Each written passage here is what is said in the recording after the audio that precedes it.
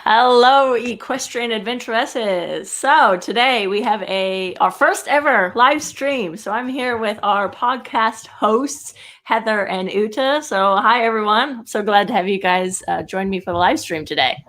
Hi, Crystal. Hi, Uta. So hi, Crystal. Hi, Heather. Greetings from India.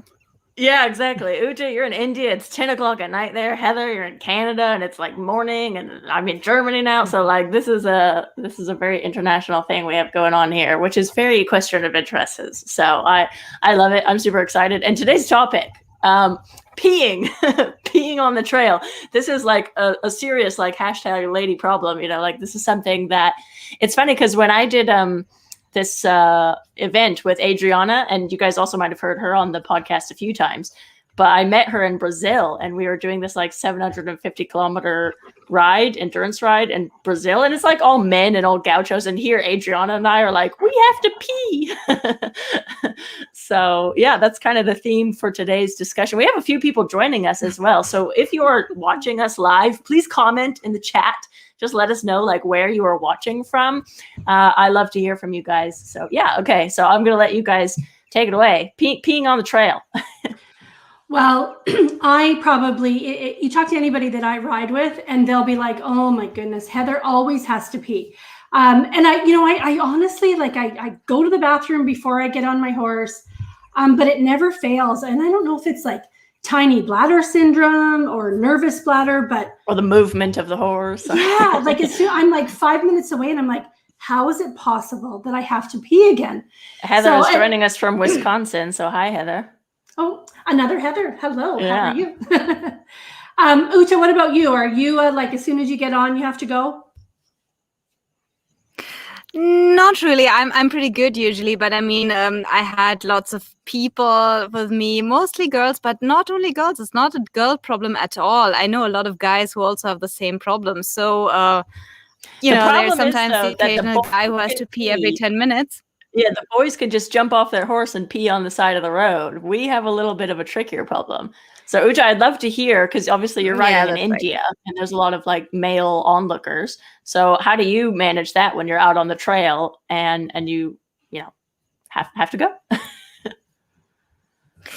Well, mostly, I mean, we ride through so much, very remote territory, so there's not a lot of people there. And if there's people, we kind of distract them, and so the girls who need to pee can do that peacefully. But most of the time, we really choose a spot where there's nobody, so that works.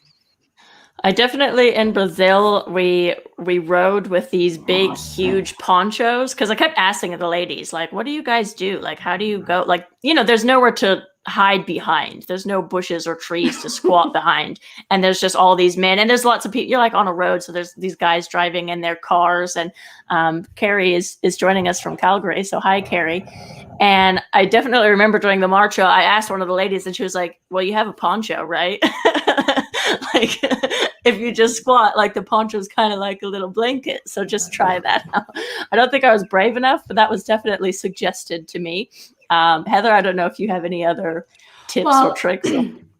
I do think the ladies of the old days that had to wear those big gowns, they definitely had an advantage, because they could just kind of, they could just pretend like, oh, I'm just going to sit down for a second. Right, exactly. Nobody would know.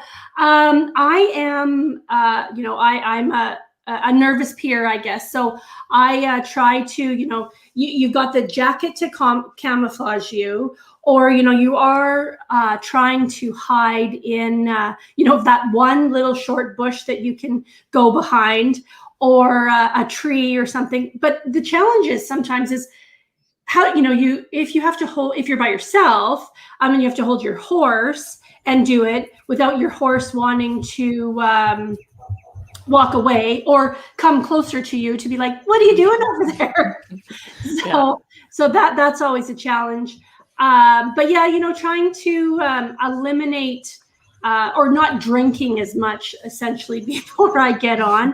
I do like my coffee in the morning. So if I have an early ride, sometimes you either get well caffeinated heather, and or pee lots heather. So So Carrie says, Heather, I can attest, is the best trail peer. Yeah, go ahead. I will say, so some things that I would suggest if you are interested in going to a country like Mongolia or India, or I would just say a lot of Asian countries, they don't have Western toilets. So you need to learn how to squat, which if you're out on the trail anyways, like you're going to get used to that, but you need to learn how to squat. And maybe even squat and balance like your purse and hand sanitizer and toilet paper and like all these things in your hands all at the same time. But yeah, that is definitely a skill that you're going to have to get good at if you're going to start traveling to a lot of different interesting and unique countries. And it's a skill. It does take practice. I remember the first time I definitely struggled. And I remember in Mongolia, they have a lot of these like wooden boards that you just have to stand on. And it's like a big pit, which you don't want to fall into. And I definitely was kind of balancing on these two little wooden boards, like, oh my God, like I do not want to fall down. So it's definitely a skill. You might want to practice a little bit. But yeah, I don't know if you have any other tips. We keep kind of losing. Heather keeps jumping on, but Heather, do you have any other tips or? Well, sometimes it can be not so much about the balance, but when you're riding, like if you're on a tour or something, it's convincing your tour guide before you leave, or whoever's leading your ride, that you have to pee. I was on a ride in Spain with some girlfriends, and we really lucked out that this particular week that we were going, we were the only three with our guide and the kind of guide and training, so all women. But our leader was a smoker, so we'd be going along, and I'd be like, Petra, would you like to stop for a cigarette? So instead of saying, oh, you have to pee again, Heather, it was, you want to stop for a cigarette? Okay, well, while you're having a cigarette, I will just go pee. So that, there was a little bit of negotiation, but, when you ride with men, and I think men, obviously, when the call of nature comes, everyone has to go, but they seem to be able to hold it longer. I don't know if they have bigger bladders or just the way they sit on a horse, they don't have to pee as often, but other ladies definitely can attest to, there's always got to be somebody in the group that's got to go, and then, everyone else has to go. So imagine that. Yeah. Great. And Ute, before we lose you again, let me, if you have any other tips or thoughts about this topic. I'm kind of not having the best internet today, so I keep.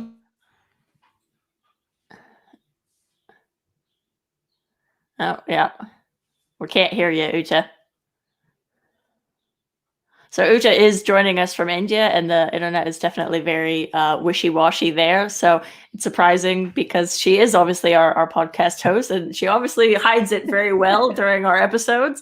But it is an actual struggle that she does have to deal with. So yeah, okay, we're just gonna let her do her thing. But yeah, I don't know if there's anyone who is watching live right now. If you have any questions or anything specific or funny stories to tell us about your peeing experiences or disasters.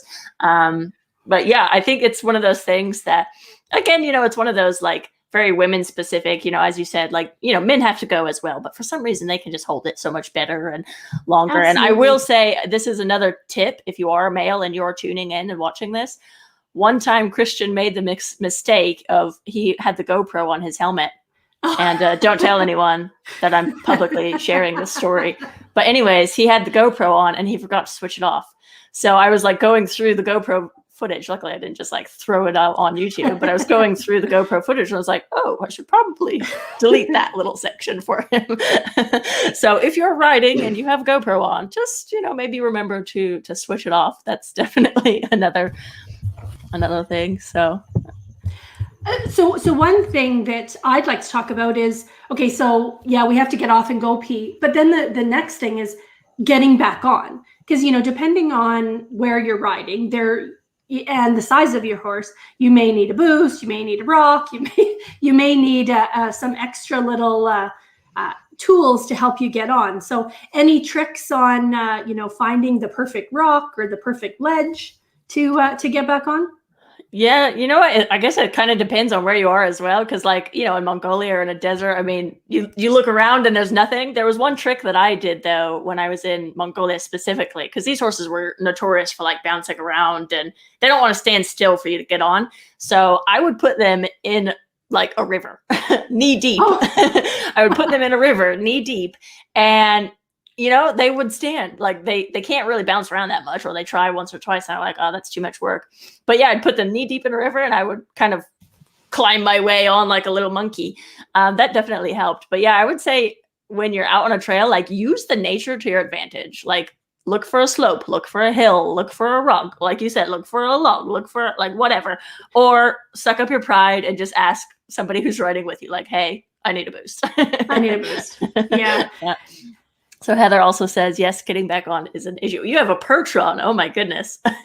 Yeah, that's going to be require some monkeying, definitely. And you know what's weird? Like I think about it now, I don't know.